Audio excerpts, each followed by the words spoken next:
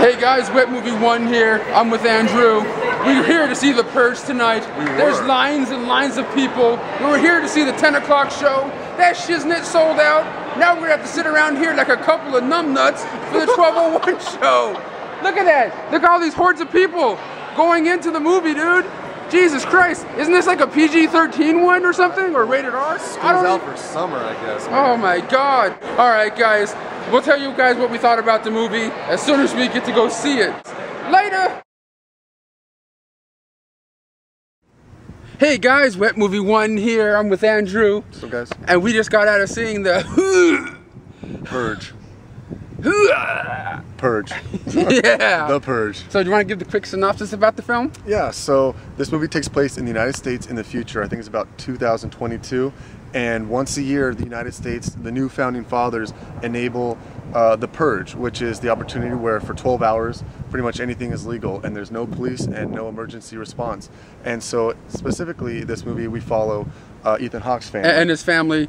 And he's like a guy that created this new security system, which everyone in his town has bought. And he's just pretty much putting his family and getting them all in the house for lockdown. Yeah, and his whole block, he's pretty much enabled with their new security system.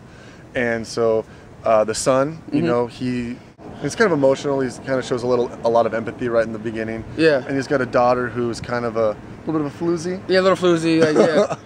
and your typical American wife. What do you think about the film? Because I always like Ethan Hawke. I always liked him ever since Reality Bites. Well, Ethan Hawke was good. He kind of delivered some campy lines, but I think he played this character, like the father, the way that it was written pretty precisely. I thought he did a decent job. I haven't seen him in a movie in a while. Yeah, me neither. But the whole concept of be able to do what the hell you want, kill who you want, rob and steal, do whatever the hell you want for one night, just to, like, you know, cleanse yourself. It's kind of a cool concept to be locked down and try to, like, stay away from that or doing that. I thought it's interesting because it makes you kind of ask yourself a lot of questions, or at least I hope it makes you ask a lot of questions, instead of just like think of it like this killing spree, because there's actually a lot of commentary being made, and that's what I think was actually the strength of this film.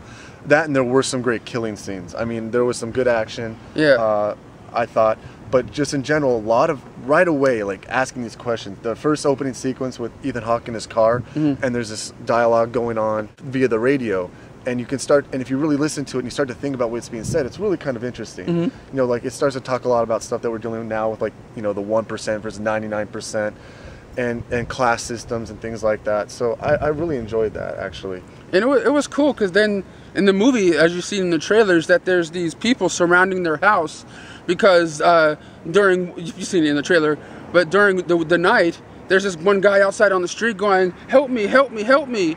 And just, you know, the young son is kind of like a nice kid, and he's just like, "I want to help this guy," and kind of lets him in, and that stirs up the whole shit with the people that are going out on the killing sprees. Yeah, and I'm gonna keep saying this word. It's like it's really about empathy, and the son is the one that is really just like this. He's young. He's like a preteen, so he's got this childlike, unconditional empathy in a way, and innocence, but then it automatically brings his family and other people into a situation. To be honest with you, I like here this kid has this moment, but you really don't see him overcome anything personally, and so you really don't. Yeah, and that's the thing. None of the characters really change. They're put through this crazy situation, and the movie ends, and I don't know. I don't know if the movie could have ended any differently, to be honest, in my opinion. But to me, I would have liked it to end different.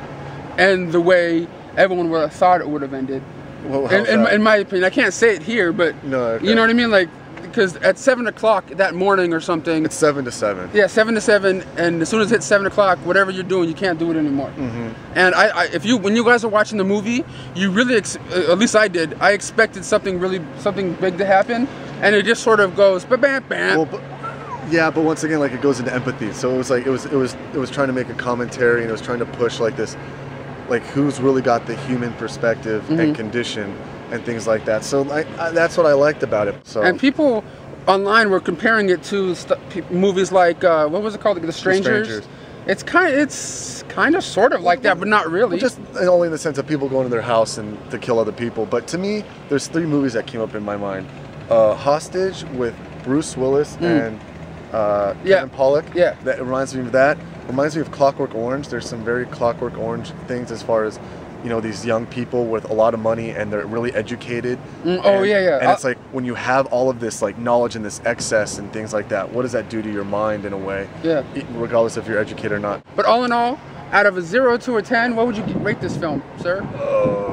I really enjoyed a lot of it, but like I said, some of it was so frustrating. Like the family dynamic was so frustrating. So I'm gonna have to just give it just shoot it right down the middle. I enjoyed it, but it's a 5 out of 10 for me. Yeah, I'm gonna give it a 7 because I enjoyed myself watching this film, and the audience that we were watching it with were all like younger, you know, like teenagers. We were the old people. And and whenever something like a kill would happen or something would happen, the whole audience would be like, oh, or like, ah, or like, wee, or like, you know, something like that. You know, it was crazy. You know? I don't remember that, but but there was 1 or 2 older people like trying to join in with them, yelling out like profanities, like you effing C word and stuff. I would say it here, but you know what I mean. It sounded really weird coming from that guy's mouth. You know what I mean? Like you're a grown ass man, dude. Like yeah. Really? But I would have to. Yeah. What did I say? 7? You said 9, actually. No, I didn't say 9. No, I said I'll give it a 7. But me and Andrew always have a question to ask you. What is your guys' favorite home invasion movie? Or Ethan Hawke movie, for that matter. Alright guys, remember to follow us on Twitter, links in the description box. And me and Andrew will see you guys next time, if I don't purge his ass. Oh God, that's disruptive.